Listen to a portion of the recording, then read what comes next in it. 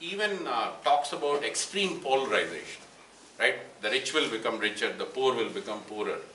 That's a particular kind of an example. People look at, sometimes when workers improve their conditions, people remark, oh, Marx was wrong. Marx is giving that as an example in the framework, as an outcome. Polarization is one possible outcome in capital. And he's talking about that. He's making us aware that polarization is a process that can happen. And it has happened during the last 30, 40 years, right? Or before the Great Depression. So there are certain phases when polarization happens. Or 1850s and 1860s, when Marx was writing Capital, it was a polarizing kind of society that existed in England. The second takeaway point from Marx is the system is fundamentally unstable. It gives rise to deep crises.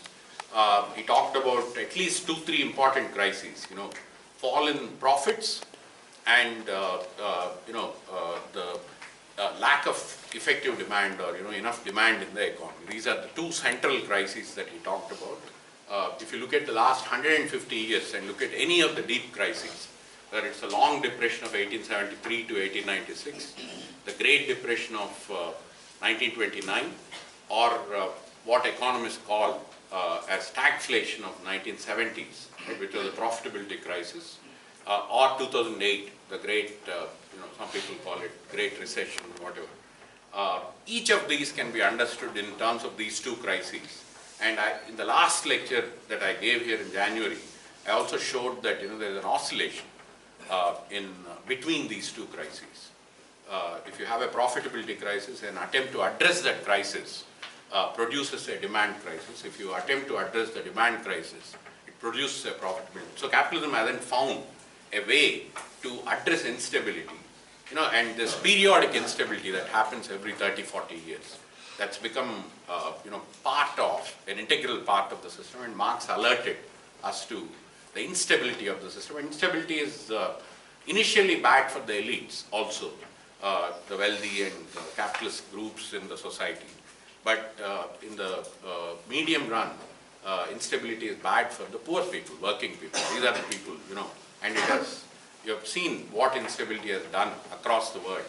It has created right-wing regimes in the US, sometimes right-wing absurd regimes like Trump's regime, and sometimes, very dangerous regimes like Modi's India, and sometimes, I'm quite serious, and I'm happy to take any questions about it. I think we are going through an extremely, extremely dangerous and fascist phase in this country.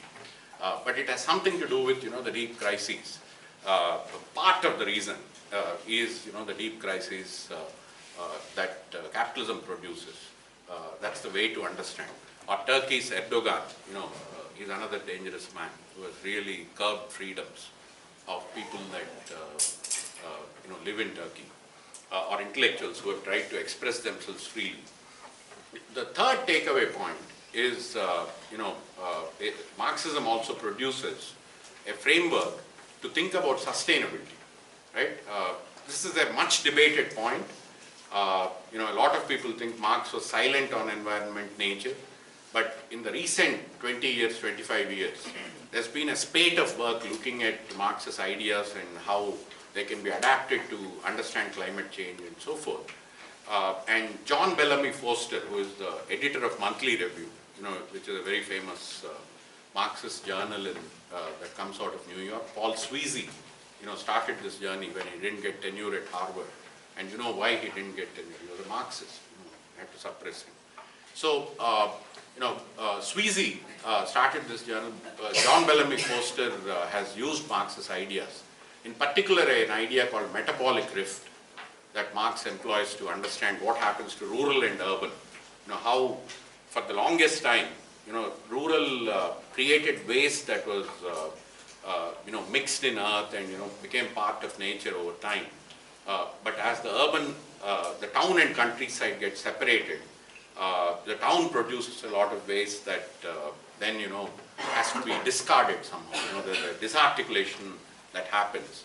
And Marx calls that metabolic rift that happens in capitalism. That idea, which Marx uses for town and countryside, has been expanded a lot more